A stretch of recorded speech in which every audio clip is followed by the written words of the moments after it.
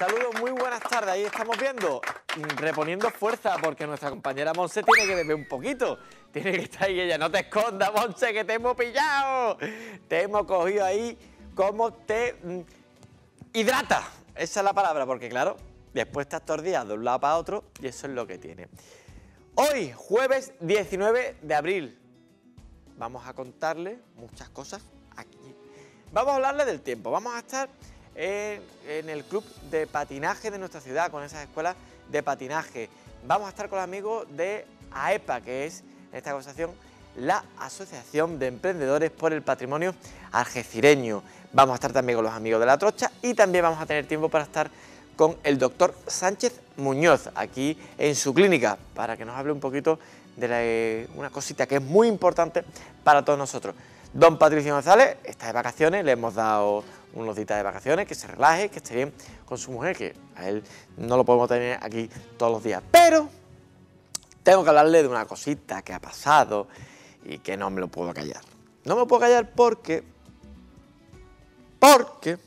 la señora alcaldesa de Barcelona le ha quitado pues el nombre de una calle al señor almirante Cervera. Un almirante que incluso en Cuba es reconocido como un héroe. Sí. Él pues fue en la guerra de Cuba, donde perdimos Cuba, todo hay que decirlo, pero él se enfrentó, sabiendo que estaba en minoría, dio la cara, no se quitó del medio, y con todo eso se perdió Cuba. ¿Pero por qué les digo todo esto? Pues lo digo, este señor falleció en 1909, creo recordar, 1908, pero digo esto porque la alcaldesa de Barcelona la ha llamado facha. Era un facha. Señora alcaldesa, por favor, el fascismo en esa época todavía no existía. No tiene por qué llamar facha a esa persona simplemente por estar ejerciendo un puesto de almirante. ¿Usted ha pensado en la repercusión que tiene para sus familiares? Sí, porque sus familiares aquí en Algeciras son muy conocidos y muy buenos trabajadores, muy buenas personas, todo hay que decirlo. ¿Usted ha pensado en esa, no sé, en esa repercusión que ha formado por llamar facha a una persona cuando ni existía el fascismo? ¿Usted quién es? ¿Una señora que se pone una camiseta verde para impedir los desahucios? ¿Ya está? ¿Una persona que está degradando el Barcelona? ¿Una persona que está imponiendo sus ideales? Porque su democracia es a base de imposición y de falta de respeto. Muestra de ello, me voy a lo que ha ocurrido. Le quita la calle a un almirante, a un héroe, que incluso los del otro bando le llamaban héroe. Y usted se lo da a un actor que fuera de Cataluña se le conoce por decir puta España. Qué alegría, qué bonito, ¿verdad? Qué una cosa espectacular. Yo sé que usted no va a ponerme a decir, lo sé, eso no hace falta que usted lo diga, pero tenía ganas de decírselo, que quedara ahí, que usted no tiene ni idea de historia, simplemente eso. Y para documentarlo, le dejo este vídeo que apareció en La Sexta Noticias.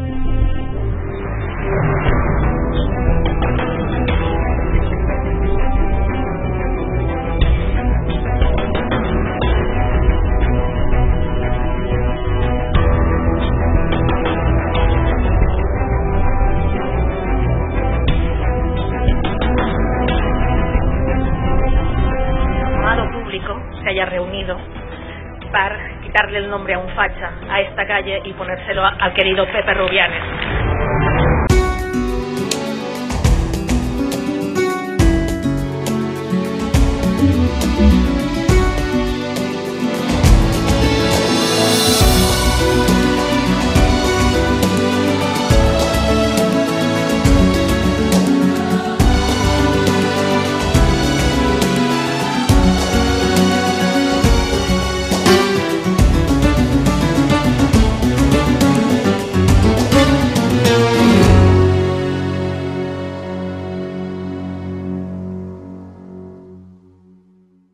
Pues comenzamos, ahora sí, esta edición del jueves. Antes de nada, también un saludo a mis amigos los Cervera. El día de los Simpsons. ¡Ay, el día de los Simpsons! ¡Ay, el día de los Simpsons! Pero espérate, que estaba saludando a mi Isabel Cervera, Felipe Cervera, Gonzalo, Cristina. Besitos a ustedes, para ustedes y mucho ánimo. Que una boca chancla no os amargue un día, como es la tía esa. Cambiamos de tema. Hoy es el Día Mundial de los Simpsons. Sí, hoy.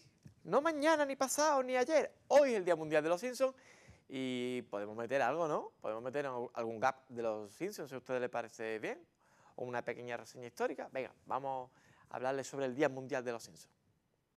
¡Hola! ¡Estaba mirando a Nelson! ¡A Lisa le gusta Nelson! ¡Eso es mentira! ¡A Milhouse le gusta Lisa! ¡Eso es mentira! ¡A Yanni le gusta Milhouse! ¡Eso es mentira! ¡A Uther le gusta Milhouse! A nadie le gusta Milhouse. Lisa, aquí después de clase. Coincidiendo con el 30 aniversario de la emisión del primer cortometraje de la familia amarilla, Buenas noches, el 19 de abril de 1987, la agencia española de comunicación Garage lanzó una campaña competición en la plataforma Change.org para que ese día se reconozca como su día mundial, al igual que ocurre con The Walking Dead el 4 de febrero o Star Wars el 4 de mayo. Es una serie que nos ha acompañado a muchos durante toda la vida. Los Simpsons ha marcado a más de una generación. Puede oírte. Lleva los oídos llenos de algodones. Rompimos los dibujos para ofrecerles un boletín especial.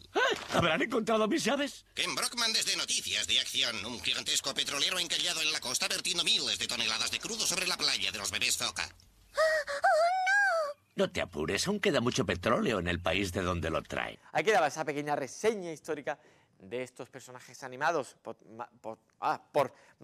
Groening, ¿he dicho antes? ¿Greino?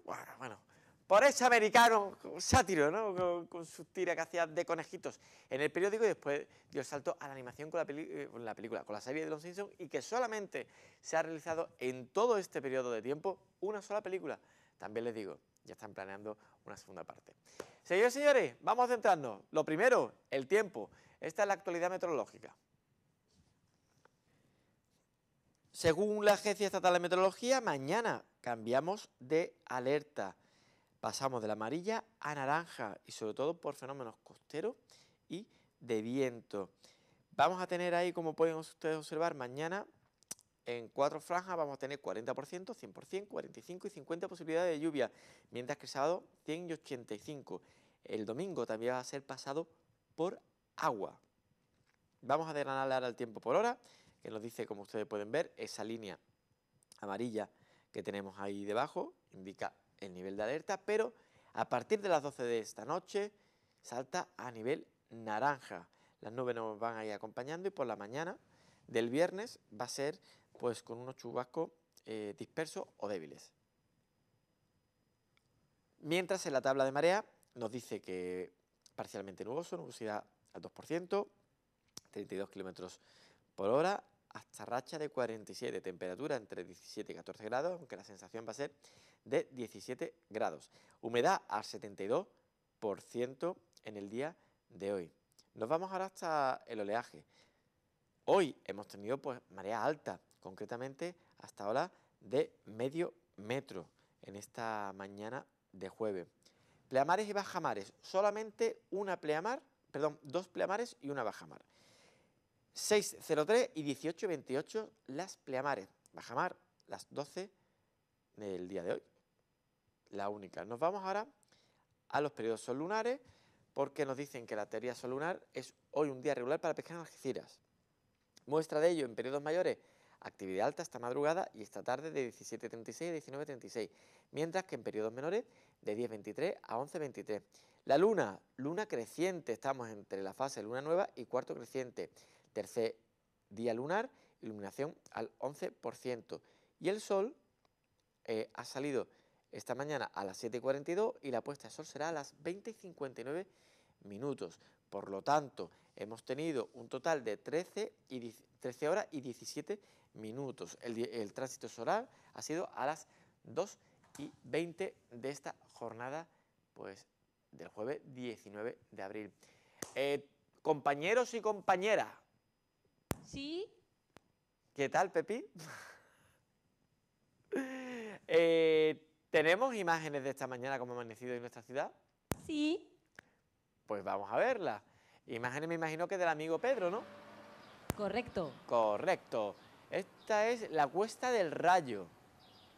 Y no es un filtro del Instagram, ¿vale? Lo que ustedes vean alrededor, sino que hay que limpiar un poquito el objetivo, hay que decírselo al compañero. Cuesta del Rayo. Qué tranquilidad, qué paz, qué alegría, qué armonía. Y esos cielos, ¿no?, que nos están acompañando estos días, que la verdad parece ser que por fin estamos donde tenemos que estar, en primavera. Aunque la sangre se altere.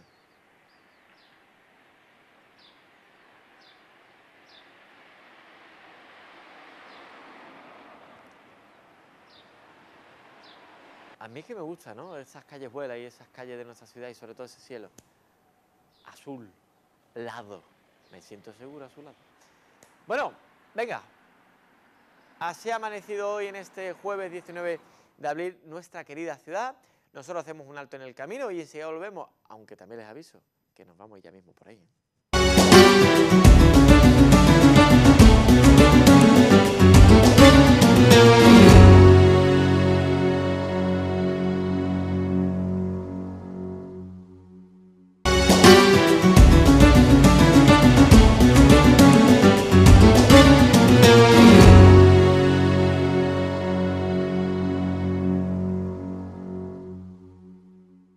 Ya estamos de vuelta, pero como les hemos dicho antes, nos vamos. Y nos vamos directamente hasta la clínica del doctor Sánchez Muñoz. Estuvimos hablando de un tema apasionante y muy importante para todos nosotros.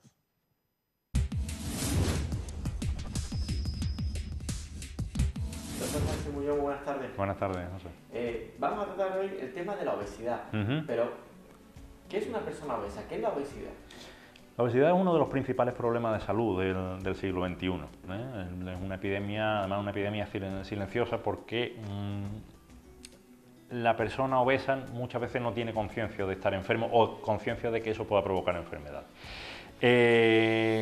No es lo mismo tener unos kilos de más, que sobre unos kilos, que tener un exceso de peso tal que vaya a provocar problemas de salud, a corto, a medio, sobre todo a largo plazo.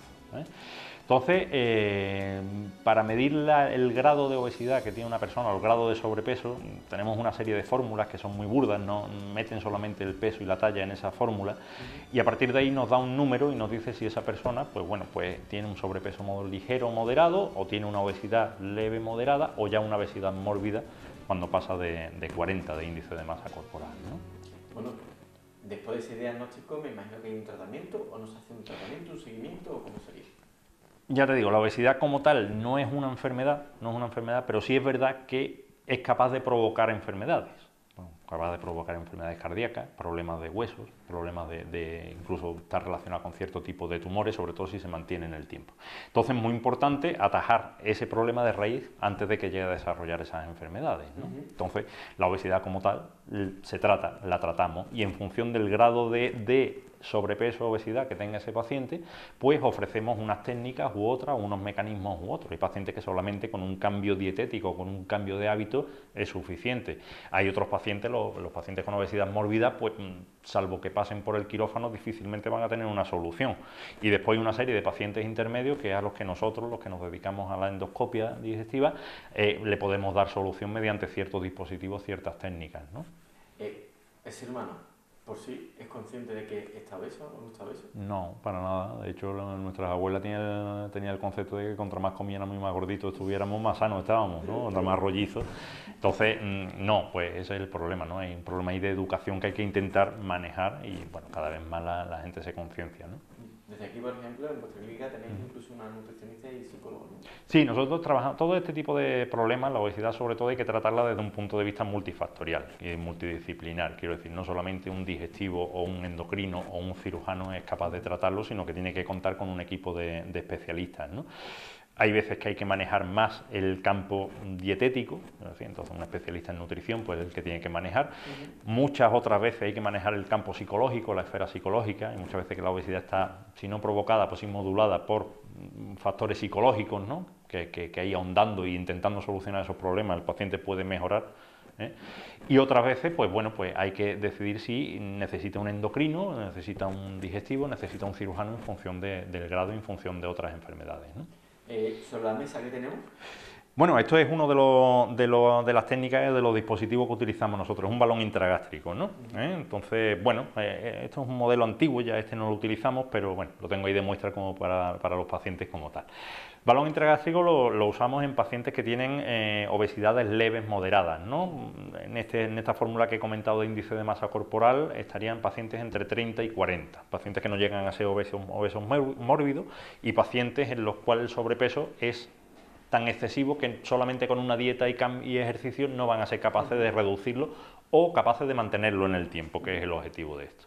Entonces, pues implantamos con este catéter por vía endoscópica, hacemos una endoscopia y este catéter que viene aquí enrollado, pues es el balón que vamos hinchando con suero, y al final pues queda esta bola ahí metida en el estómago y eso va rozando las paredes del estómago y dando una ocupación, con lo cual el paciente se siente saciado más precozmente.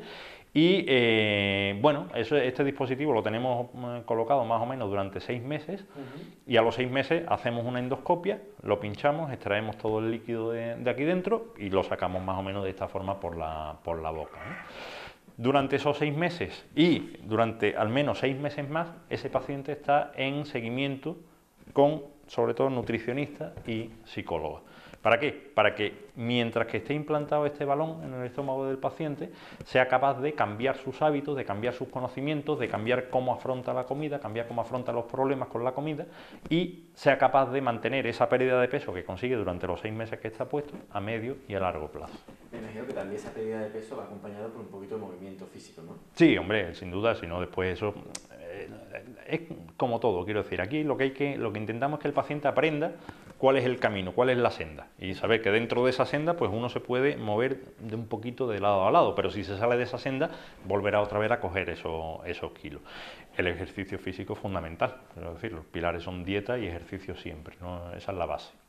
Para las personas que se acaban ahora mismo de incorporar y están viendo, ahora mismo estamos hablando del tema de la obesidad, recordemos pues lo que puede producir la obesidad, ha dicho usted, desde problemas cardíacos hasta la diabetes también. La diabetes también, todo el tema de problemas metabólicos, problemas de trastornos cardiovasculares, ¿no? Son tensión, diabetes, el colesterol, arteriosclerosis, todo este tipo de problemas, la obesidad es el factor principal, Después un problema que cada vez vemos más, ¿no? Que son problemas de articulaciones y de huesos, ¿no? Personas con las rodillas mal, ¿no? Que se tienen que poner incluso prótesis o de rodilla o de cadera, ¿no? De soportar, pues bueno, al final es una mochila con kilos, ¿no? Es como si cualquiera de nosotros nos ponemos una mochila con 15, 20, 25 kilos detrás y vamos funcionando con todas nuestras actividades, ¿no? ¿Es agresivo este tratamiento, esta metodología? Bueno, es mínimamente invasivo, quiero decir, lo colocamos con una endoscopia, como la que hacemos todos los días, diagnósticas y demás, tardamos 10 minutos más para colocarla y retirarla es una segunda endoscopia, con lo cual son 2 pruebas que son totalmente ambulatorias, no hay que ingresar, no es una anestesia general, no hay que intubar al paciente, no necesita después un ingreso hospitalario, con lo cual viene de casa y se va para casa. Es verdad que los 2 o 3 primeros días días que el paciente tiene el balón puesto, hombre, pues a esto se tiene que adaptar, quiero decir, el estómago no sabe si esto es un balón o es un pollo o son patatas fritas. Entonces, tiene una cantidad dentro y dice, uy, ¿esto qué es?, ¿no? Y entonces intenta pues digerirlo, machacarlo, expulsarlo. Entonces hay 2 o 3 días de síntomas de náuseas, de vómitos, ¿no?, de calambre. Eso, como lo sabemos, pues sabemos cómo minimizarlo dando medicación y dando sobre todo unas pautas de introducción de líquidos primero, introducción de sólidos poquito a poco, muy progresivamente, para que esos 2 o 3 días sean lo más pasajeros posible. Y después, a partir de ahí, el cuerpo se acostumbra, ¿no? Quiero decir, se adapta y vive uno una situación normal. Lo que sí nota es esa sensación de estar saciado antes de lo que debería por haber comido, ¿no? ¿Es efectivo?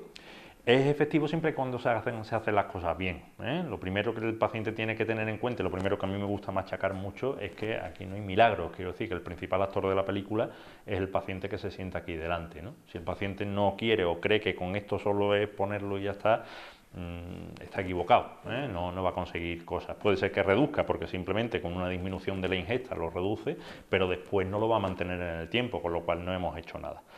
Hay que explicarle muy bien al paciente de que aquí hay que poner uno de su parte, que el seguimiento es fundamental que lo haga, que haga caso de las instrucciones que le damos, porque las instrucciones que le damos es, como digo, para que siga este camino y no se desvíe de ahí. Mientras que siga esas instrucciones y lo haga tal como le decimos, tal como le tenemos marcado, el tratamiento con balón es altísimamente efectivo. ¿Esta es la única metodología que se realiza por aquí? No, hacemos otra técnica, esa es mucho más novedosa, que es la reducción gástrica por vía endoscópica. Vulgarmente se llama método Apolo, que es la casa que comercializa esto, pero realmente lo que hacemos es, a través de un endoscopio, igual, pues vamos dando puntos en el estómago y lo que vamos haciendo es reduciendo su capacidad.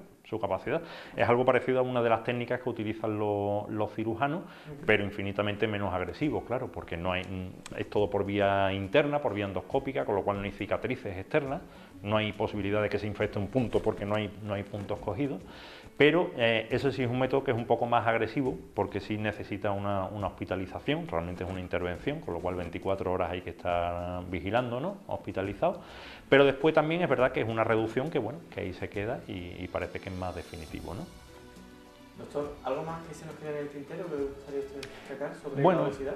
Simplemente que el paciente que realmente se encuentre mal y esté mal y le recomienden perder peso, que sepa que tiene un abanico amplio de posibilidades y que somos capaces de dirigirlo hacia qué tipo de intervención o qué tipo de técnica, que no todo el mundo se tiene que poner un balón, ni muchísimo menos, ni todo el mundo se tiene que operar, sino que hay muchas opciones, muchas posibilidades, y lo que intentamos siempre es individualizar el tratamiento. Quiero decir, ver con la persona que tenemos delante, con la edad que tiene, el sexo, las otras enfermedades que tenga, su estilo de vida, sus características, ver qué tipo de técnica, qué tipo de actuación es la que le conviene, ¿no?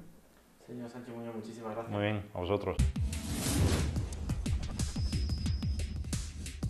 Muchísimas gracias, doctor, por abrirnos de nuevo las puertas de su clínica y sobre todo por hablarnos y concienciarnos de este tipo de problemas que la tenemos que tener un poquito más presente. Y oye, que hacerse una prueba va a ser siempre en beneficio para nosotros.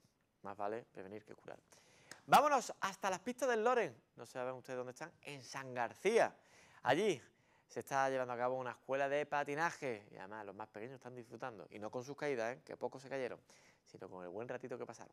Es el 12 de mayo, sábado, día 12 de mayo, sábado, y aunque se ha clasificado como el día del patín, vamos a venir, pues se va a abrir a bicicletas, skate, monopatines, longboard, y muchos de los padres de los más pequeños irán haciendo footing o corriendo al lado de sus hijos para más o menos tenerlo controlado con los patines, así que va a ser un día bastante completito. Y eso, deciros que de lunes a viernes estamos disponibles en cualquiera de los colegios a partir de las 6 de la tarde. Las clases son totalmente gratuitas, podéis venir a probar, tenemos patines, material, protecciones para prestar, no hace falta que os compréis nada, podéis venir, probar, ya una vez que llevéis 2, 3, 4 clases y veáis que estáis a gusto, pues ya hacéis la inversión que veáis necesaria, pero que tenemos material para prestaros para aprender. Y nada, darle muchas gracias al Ayuntamiento por su apoyo en estos 2 primeros años y eso, innovando para años próximos.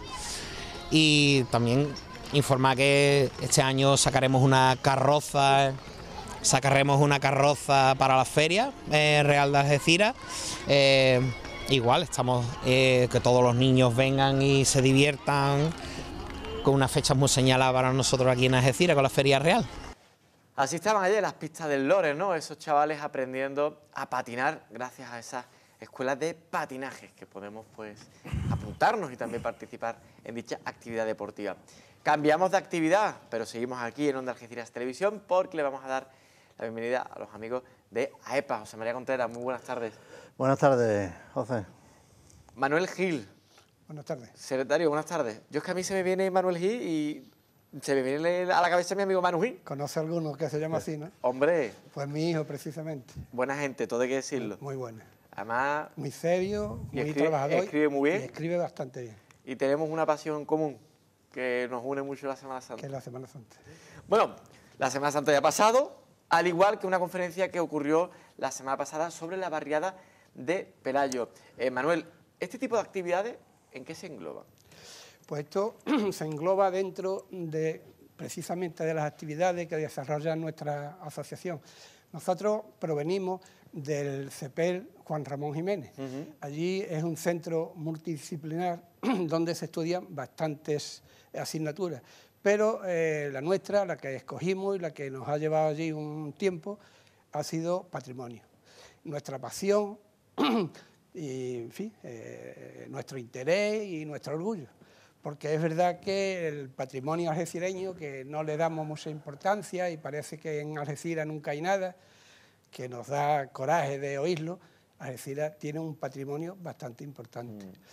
Entonces, nosotros estamos un tiempo limitado en el colegio y una vez que terminamos, pues cada uno ya a sus cosas, pero nos daba un poco de pena que los conocimientos adquiridos a través del profesor don Roberto Godino, muy conocido en Algeciras, se perdiera. Y en el 2015 decidimos crear una asociación, fundar una asociación, y así lo hicimos, y desde entonces estamos funcionando. Asociación de Emprendedores Del Patrimonio Algecireño. AEPA 2015 es nuestro anagrama.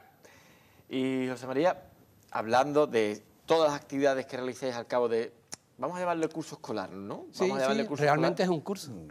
Pues ha tocado una conferencia sobre la barriada de Pelayo. Sí, te explico un poco. Dentro de las muchas actividades que llevamos, los diferentes directivos, cada uno tenemos una misión encomendada, digamos.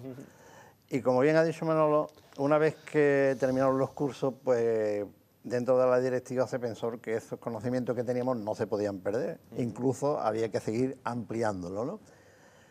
Y se le ocurrió a un directivo, concretamente a Antonio, que por qué no hacíamos los viernes de patrimonio, reunirnos una vez y seguir hablando de patrimonio y seguir incrementando el tema de patrimonio.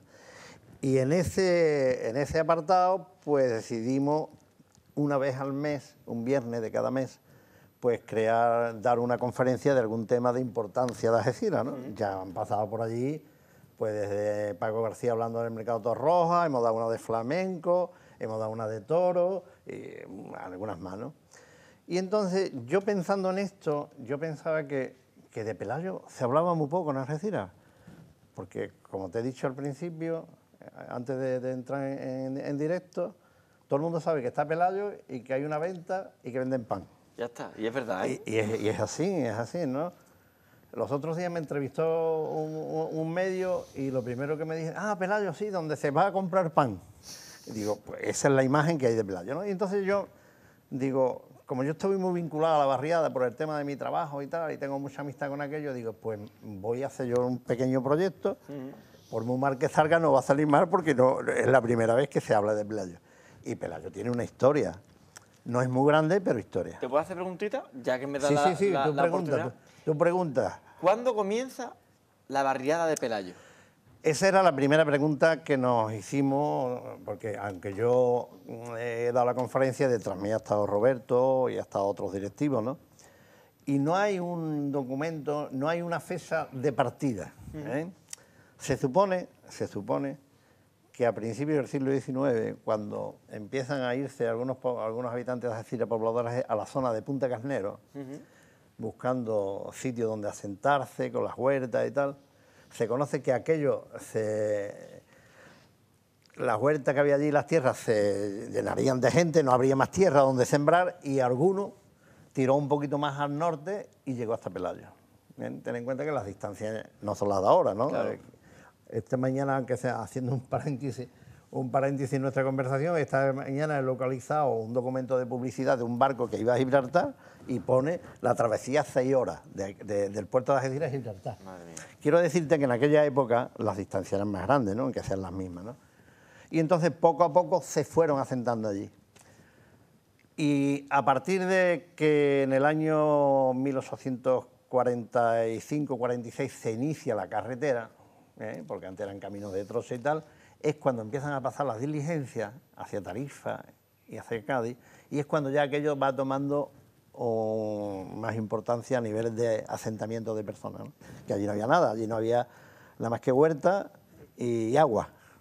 Bueno, pero aquello sirvió para también un pequeño desarrollo económico, ¿no?, dentro de esa zona. Sí, tú mentalmente trasládate a esa época, ¿eh?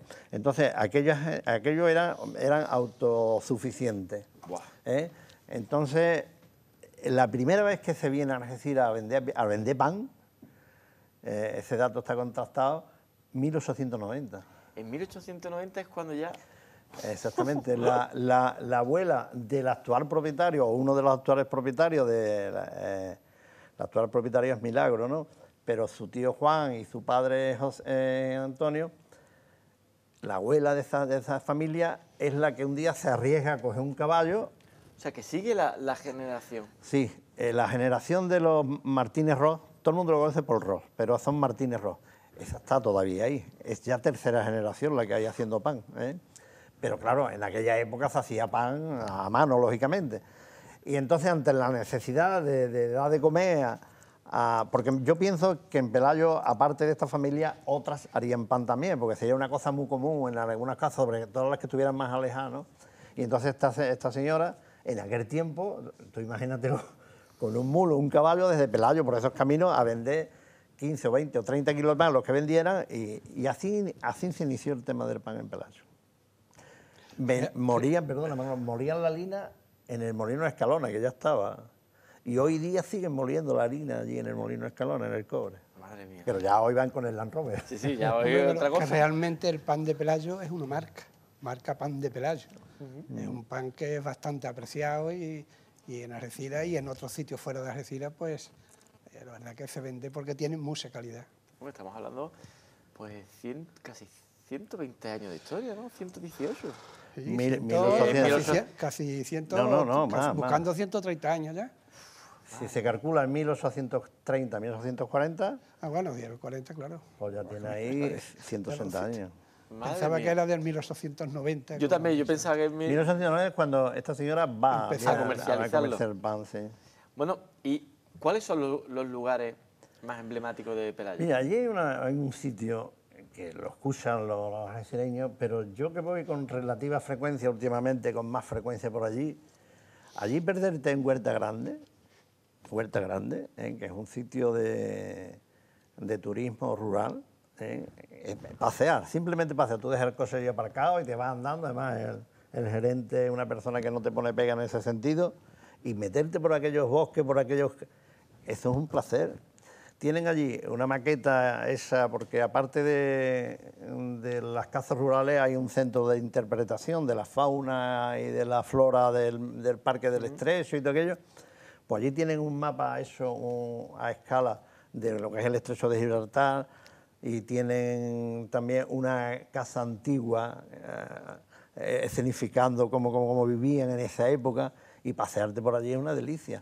Y si te vas al albergue juvenil a tomar un café en aquella terraza y ves ese estrecho, y si ves un amanecer, que yo he ido allí con frecuencia porque me gusta la fotografía y voy allí a hacer fotografía, eso no está pagado. Bueno, y pregunto yo, ¿es verdad o es verídico que aquello era un sitio de paso para los espías en la Segunda Guerra Mundial o no? Sí, bueno, hay una historia, mira, aquí en Huerta Grande era una huerta muy grande, ¿no? Eso lo compraron, allí trabajaba mucha gente de Pelayo. eso lo compró un italiano, y compró una casa que había allí, era un espía italiano, estamos hablando de antes de la guerra civil española, ¿no? Y entonces se asentó en Pelayo. Y después tenían otra propiedad un poco más arriba, que también la expuse fotografía en la conferencia, donde estaban los espías. O sea, todavía existe el búnker con los compartimentos donde vivían los que fueran allí, los italianos que habían allí, y las troneras de salida de las antenas. Este hombre estaba agregado aquí como vicecónsul en la embajada italiana y estaba de espía allí en esto. En esa época, ten en cuenta que en el Hotel Cristina era un nido de espías en la Segunda Guerra Mundial.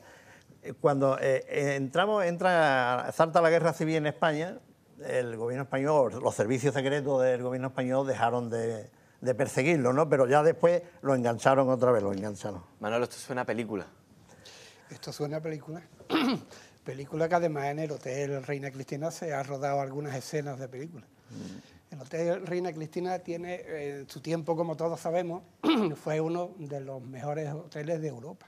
Estaba clasificado como de los mejores de Europa. Nosotros en la asociación, que hemos hecho ya 4 publicaciones, también nos dedicamos a eso, pues el primer trabajo que hicimos fue sobre el Hotel Reina Cristina. Fue una publicación con todos los datos de todos los hechos que han sucedido allí, con las personalidades que se han hospedado, y en fin, tocamos todo esto, que además hicimos una tirada no muy amplia, pero se acabó totalmente. Tenemos en mente corregirlo y aumentarlo.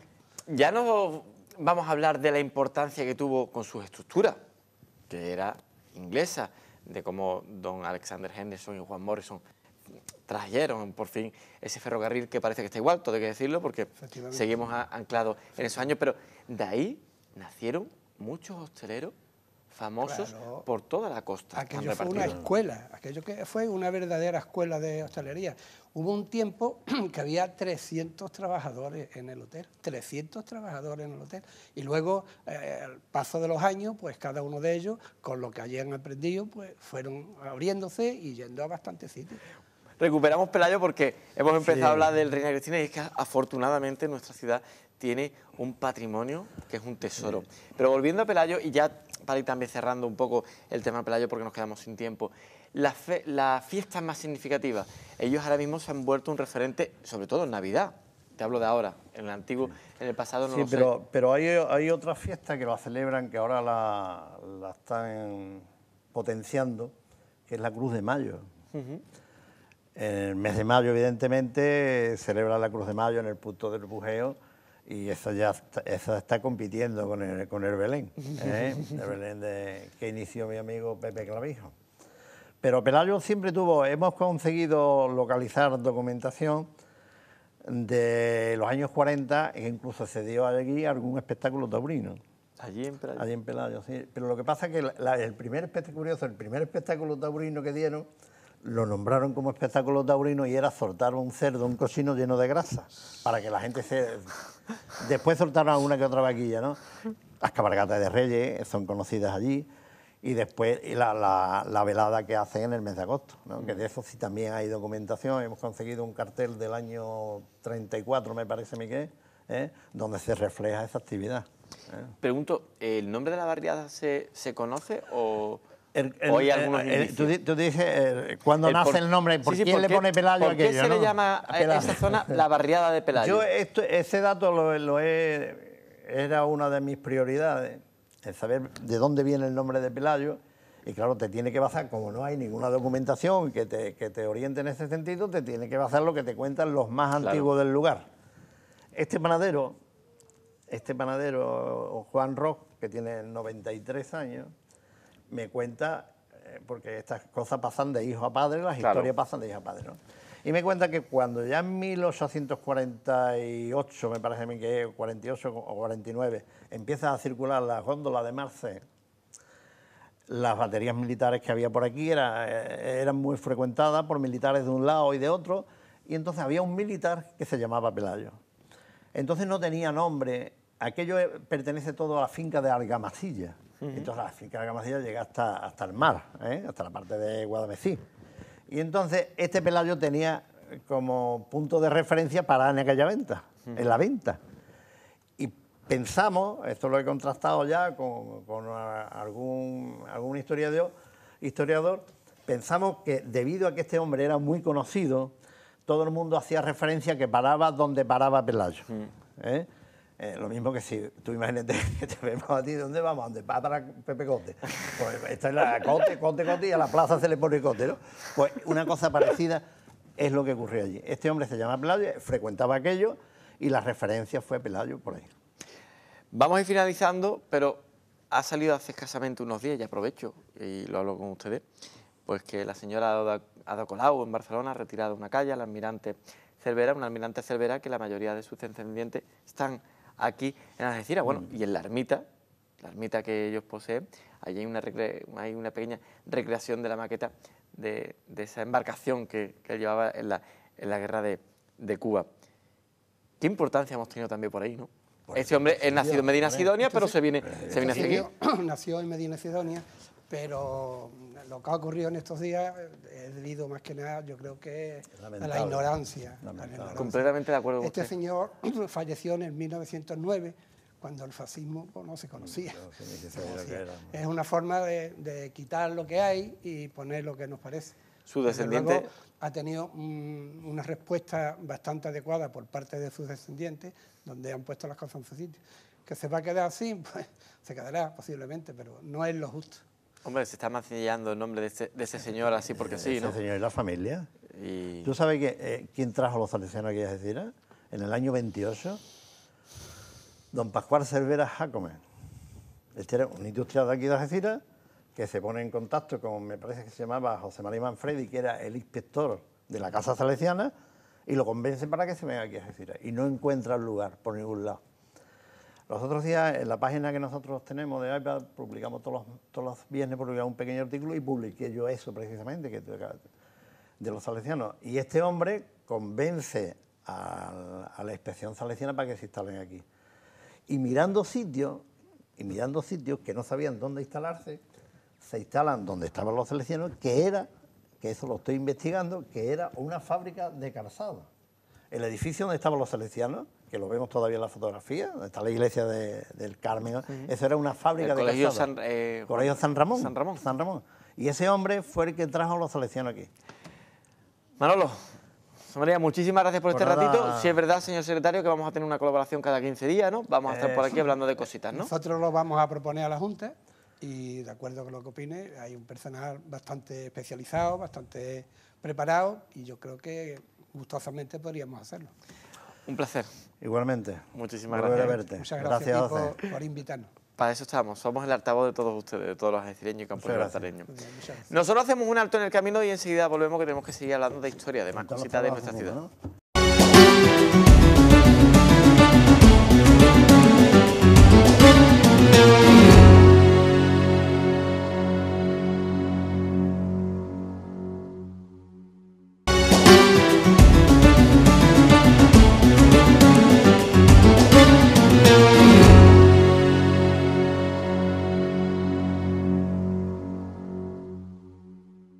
Llegamos a la recta final de este jueves. Don Patricio nos ha abandonado porque está por ahí. Está el tío ahí pegándose unas vacaciones enormes. Y desde Onda Algeciras Televisión, pues Patricio, te deseamos un feliz descanso.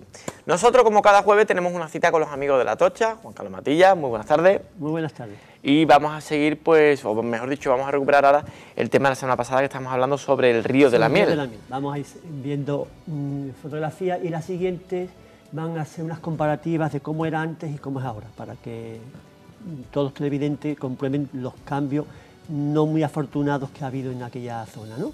Venga, pues vamos a empezar.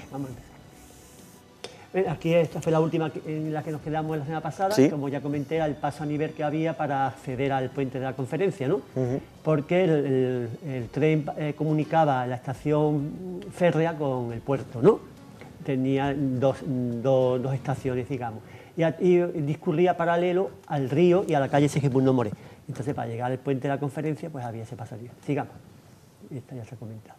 ¿Hasta qué año estuvo el paso a nivel? Pues no recuerdo, pero hasta los años 80 sería, José. No, la verdad es que no recuerdo, pero yo creo que sobre los años 80 ya es cuando inhabilitaron, porque claro, cruzaba, era un incordio con tanto pasos a niveles, ¿no? Rompía la ciudad, ¿no? Y entonces ya optaron por no continuarlo hasta la estación marítima, ¿no? Pues sigamos, a ver. Esta es una vista del río, tomada más o menos desde la zona del actual puente de Matadero. A mano izquierda estaría el cuartel de transeúnte, que era un barracón, simplemente, vamos, habla el cuartel, pero era un barracón y se acabó. Y a mano derecha, al fondo, se ven los edificios ingleses de la Villa Vieja. Ahora mismo estoy perdido, ahora mismo no me sitúo. Está tomado, José, y los televidentes, desde el puente de Matadero hacia la desembocadura. O sea, donde desde está ahora oeste mismo, a este. Vamos a ponernos, esto es como si fuera la estación de autobuses aproximadamente. Es decir, la estación quedaría a mano derecha, ¿no? a mano izquierda en el ángulo inferior izquierdo. Vale. En el ángulo inferior izquierdo ahora sería la estación de autobuses. Ahora vamos a ver una comparativa, porque ya acabo de decir hace un momento, voy a comparar el antes y el ahora, para que os situéis. Y como se ve, ahí el río tenía muy poco caudal. Es decir, el río que se ve grande es la desembocadura, como comentamos la semana pasada, porque era un estuario, era un delta, entonces entraba el agua del mar, no era propiamente el río, ¿no? Pero el río como tal, en verano no tenía apenas caudal, vamos. Donde está ahora el puente de Caracol, antes no había ese puente ni muchísimo menos, se pasaba el río de piedra en piedra, como el río Pícaro, saltando de piedra en piedra. Porque en invierno y en otoño, cuando llovía, sí tenía más caudal, como dije, pero en verano el río era nada. Sigamos. ¿Esa comparativa? Sigue la antigua, la misma vista más o menos, y ese prado que se ve a mano izquierda es donde después se levantó el cuartel de transeúnte. Y esta es la vista actual. Vale. Para que ya todos nos situemos. Vale, ahora sí. Este río se encauzó, se canalizó, se desvió y se cubrió. ¿Por qué razón? Porque en el año 70 se desborda. Fue la última avenida del río, ¿no? Yo tendría 11 o 12 años. Y llegó el agua hasta la entrada, no llegó a la calle de la Huerta, hasta cerca, donde estaba el bar La Cabeza de Toro, que había, siempre vendían burgao en la entrada, más o menos. La calle Tarifa era un río de agua. Toda la avenida de la estación era un río de agua. Es decir, las chicas de Mérida tuvieron que subirse de los mostradores, ¿no? La plaza de Abasto era toda una laguna. Y todo desde el río. El río, claro, el río... creció, ¿no? La lluvia típica de Algeciras, había... Pleamar también. Pleamar, entonces no se podía desaguar, y entonces el río buscó... La memoria del agua, José y los televidentes, el río buscó la salida natural que el hombre le había quitado. Y se expandió por donde hace miles de años era todo el río, ¿no? Y la zona esta de Ventura Morón, vuestra capillita, todo eso se anegó de agua. Yo no sé cómo afectaría la capilla vuestra, porque estoy hablando ya del año 70 por ahí, pero toda esa plaza Juan de Lima, el agua llegaba al capó de los 600, ¿no? Aquello fue... Venga, vamos a continuar viendo pues cómo estaba el río de la Miel y conociendo más de la historia de nuestro río.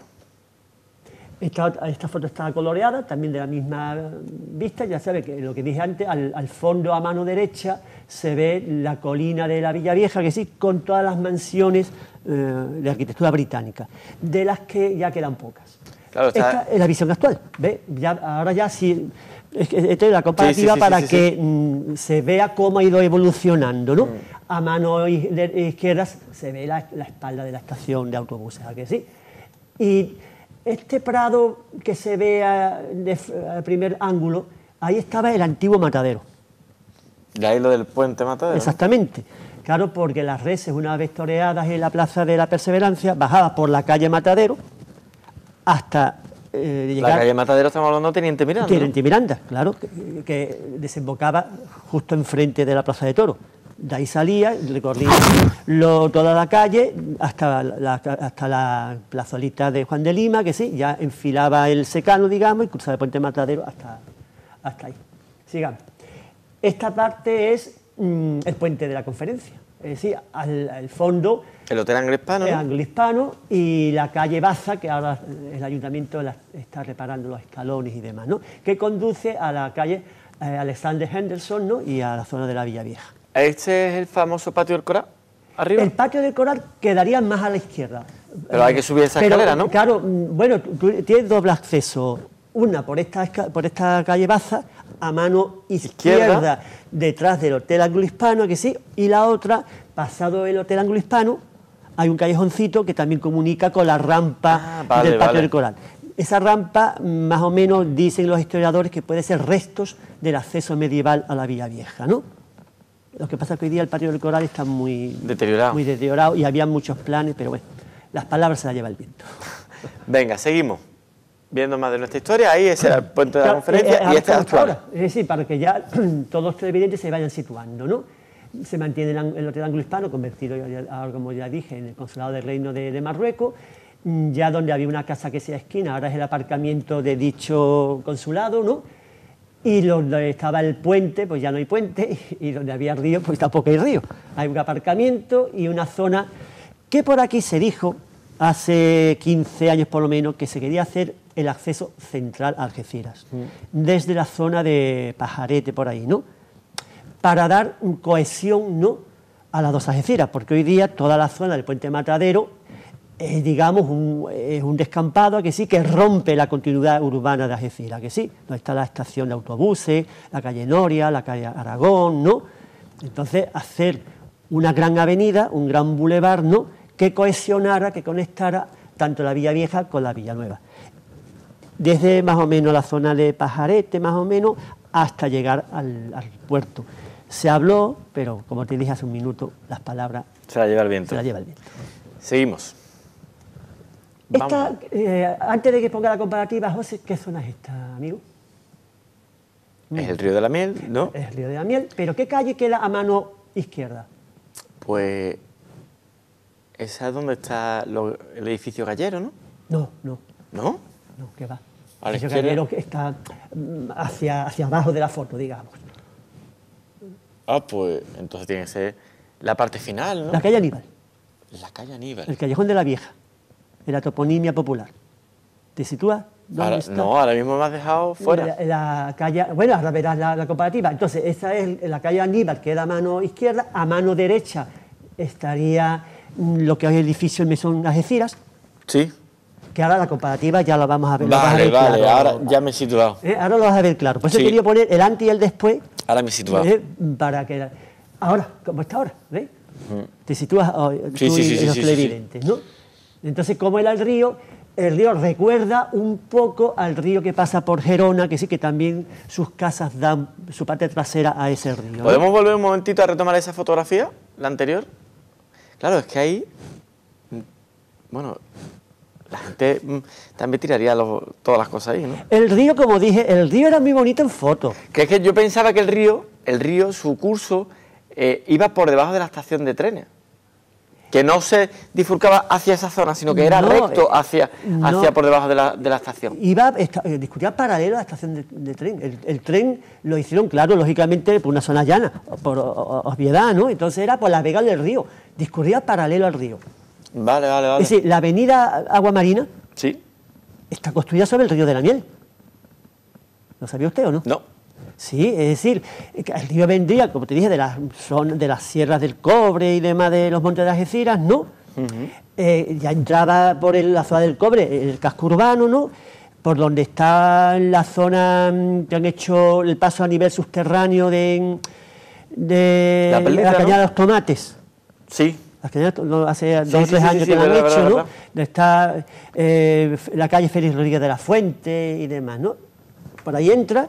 Y todo eso era el río, ¿no? Todo lo que es la avenida Agua Marina.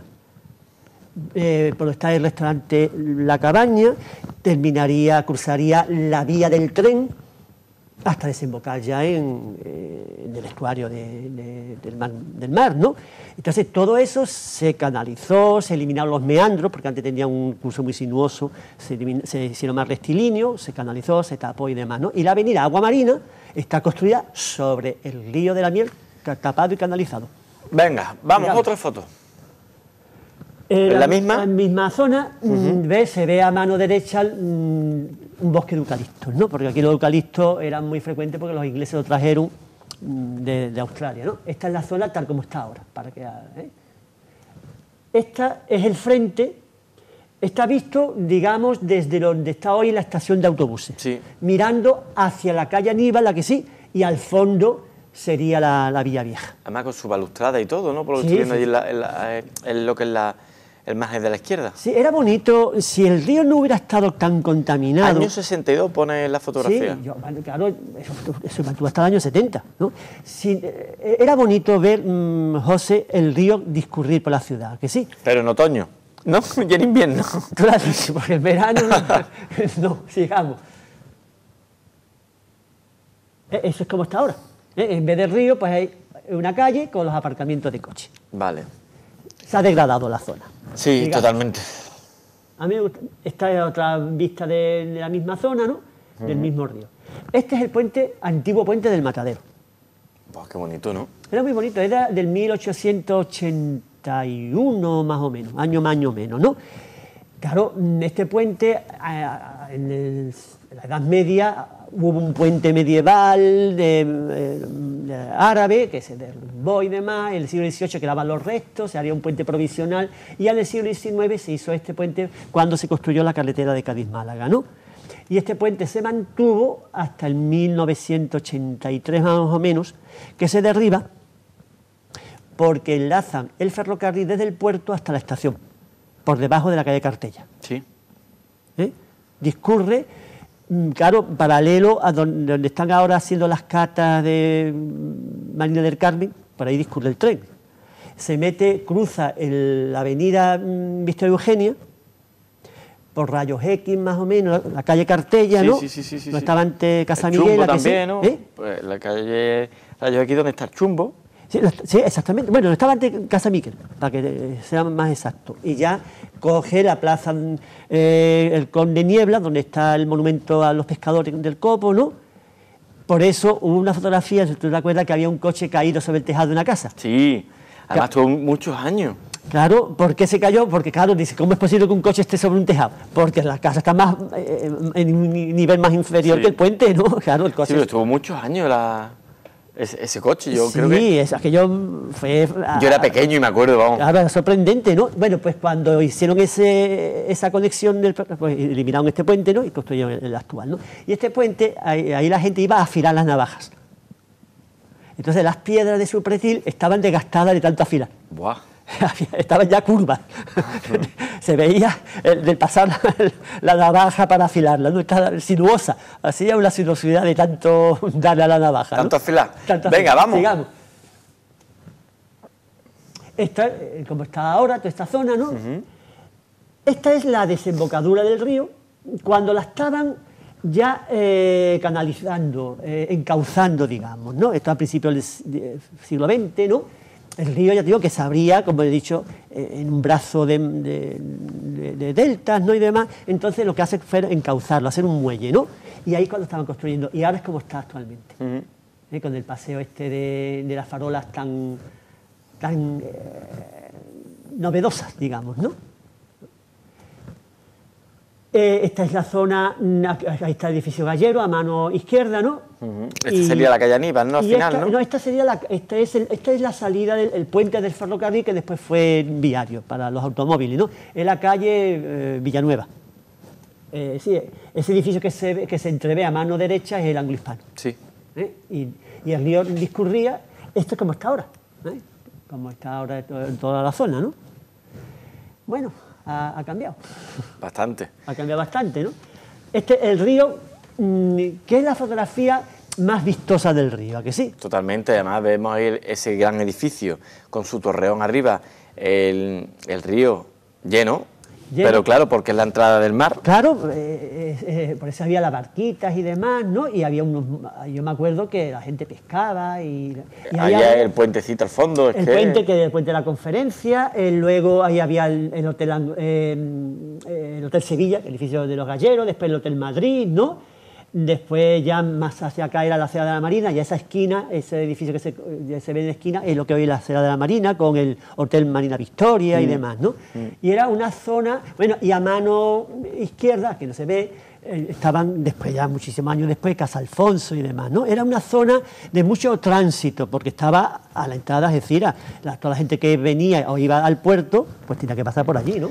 Aquí ya vemos... ¿Cómo está actualmente? Actualmente el edificio se mantiene, pero su torreón desapareció. Sí, dice que se estaba resquebrajando por las vibraciones del tren. No lo sé, es posible, pero vamos, todo tiene solución, pero aquí en Algeciras la solución es... Tira. Es tira. ¿Tenemos alguna fotografía más? Sí. El río visto desde la desembocadura. O sea, de frente. Y aquí, esta foto es muy curiosa, cuando lo estaban canalizando. Buah. Te cuento lo del... La canalización, vamos a ver cómo se está... Mira, ahí. Te lo cuento porque yo tendría 14 años tendría, yo no me perdía ni una. Mira que Patricia el otro día se lo comenté y no se acordaba. Bueno, fíjate lo que hizo con el río. Yo tendría esos 14 años, me parece que tendría, bueno, año más, año menos, ¿no? Por la parte de la sierra pondrían unas barreras para impedir que llegara el agua, que sí, y eso no lo vi yo, lógicamente. Y por la desembocadura hicieron lo propio. Donde había un puente, que ahora lo veremos, había un puente en la desembocadura, y junto a ese puente pusieron unas barreras de acero, ¿no? Como una presa, cerrando el río, para que no entrara el agua del mar.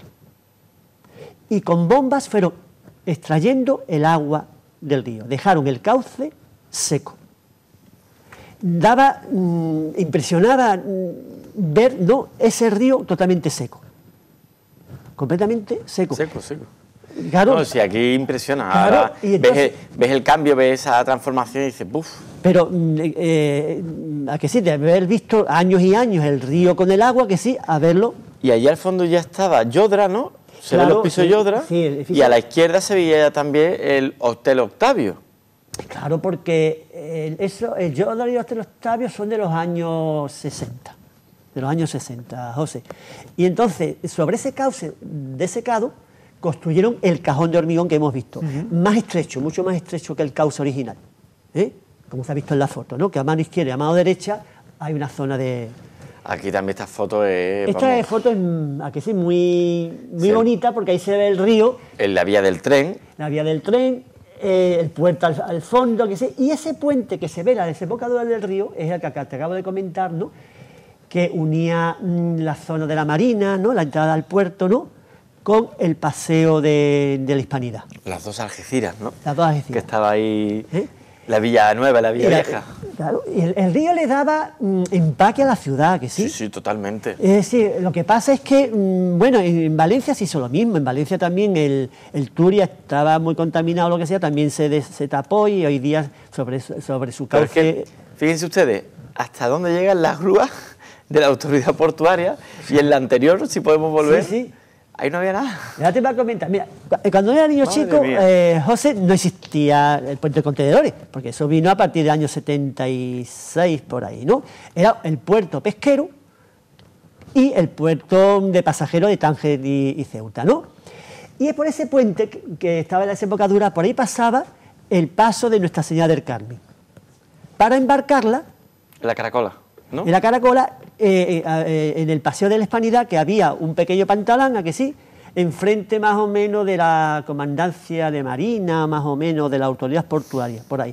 Y por ahí la embarcaba, y con unos reflectores iluminaban el paso. Antes no había el cambio de hora, entonces, claro, a las 8 ya sería de noche. Sería de noche, yo me acuerdo de verla de noche, iluminarla con los reflectores, ¿no? Entonces, todo eso se ha ido perdiendo. Y ese puente desapareció, ¿no?, cuando se canalizó el río. Sigamos, porque ya quedan pocas fotos, ya quedan muy pocas. Otra vista del río, cuando estaba, ¿no? Al fondo se ve el ángulo hispano, el primer término se ve el tejado del edificio gallero, ¿no? Y ahora veremos la siguiente y cómo quedó. Ahí cuando ya estaba canalizándose, ¿no? Ya se ve cómo ha desaparecido el río, y está el cajón de hormigón, ¿no?, sobre el que después se quedó un aparcamiento mucho tiempo. Sí, es verdad. Allí unas casetas prefabricadas de no sé qué entidades y demás, ¿no? Y ahora, bueno, hay gente que critica el paseo actual. Yo ni lo defiendo ni lo critico. no me parece del todo mal, pero vamos, podría haber sido un poquito mejor. Sigamos. Esta es otra vista, pues más o menos sería tomada desde el puente de la Conferencia, hacia la desembocadura. Hay un detalle a mano izquierda, José, de un edificio. ¿Qué detalle hay? No está el edificio Gallero. Claro, pero ¿esto qué es antes del edificio Gallero? El edificio Gallero está donde no se ve un edificio casi al fondo, alto, a mano izquierda. Sí. Pues ahí es donde está ahora el edificio Gallero. Buah. Esta foto es del principio del siglo XX. Porque el edificio Gallero se construyó en los años 20, en 1922, 25 por ahí, ¿no? Entonces, donde está ese edificio que destaca, ahí donde está el edificio Gallero. Fíjense ustedes ahí cómo está el río casi seco. Claro, esto estaría hecho pues en verano, lo más seguro, que lo que yo te dije, es decir, que bajaba el nivel del mar, bajaba entonces el nivel del río, y lo que había era, lo que te dije, unos barros. ¿Y esta? Es que te lo digo porque nos vamos a quedar sin tiempo. Sí, no, pero bueno, esto rápidamente. Esta es la foto del Paseo Villanueva, a mano derecha está el ángulo hispano y demás, y al fondo lo que hoy es lo de música, el cubo de música, y hacia allá la desembocadura. Y ¿no? la nube, ¿eh? La nube sigue todos los años. Mira, para que vean rápido, esto es como está ahora. Vamos a ver si terminamos hoy y ya, porque quedan se quedan muy pocas, esta casi será casi de las últimas. Este es el puente que te acabo de comentar por donde pasaba la Virgen del Carmen, ¿no? Que estaba en la desembocadura y al final estaba el edificio de Sestibalsa, ¿no? Y a mano izquierda una garita de los guardamuelles, ¿no? Sigamos. ¿Ya no hay más? No hay nada, si te cabe una más. Estos dos son, mira, estos dos son del puente también. No, pues tendría que haber. Todos estaban allí paseando los dos que están en pantalla. Me parece que había una más. Bueno, es igual. Una que es moderna, que es donde está ahora una plazoletita y demás, ¿no? Donde está el edificio. Frente de Millán Picazo. De Millán Picazo. Y ya está. Bueno, Juan Carlos, nos tenemos que ir. Sí, muchísimas ya gracias. hemos terminado. Nos vemos el jueves que viene. El jueves que viene ¿Ya nos vemos. tenemos temas para la semana que viene o todavía no? Pues ya lo comentaremos con los compañeros de la trocha y demás, ¿no? Muy interesante. ¿Qué temas? Hay muchos temas de los que tratar. El tema del río de la Miel es muy importante. ¿Qué te ha sobre todo parecido? porque me ha encantado. Me ha encantado porque había cosas que desconocía. ¿A que sí? Hombre, es que yo soy mucho mayor que tú, entonces. Y todo eso lo he vivido yo, José. Juan Carlos, muchísimas gracias. Gracias a ti, como Hasta siempre. la próxima semana. Señores y señores, nosotros nos despedimos. Mañana viernes estaremos por aquí con todos ustedes para contarles muchas cosas. Hasta mañana, sean buenos.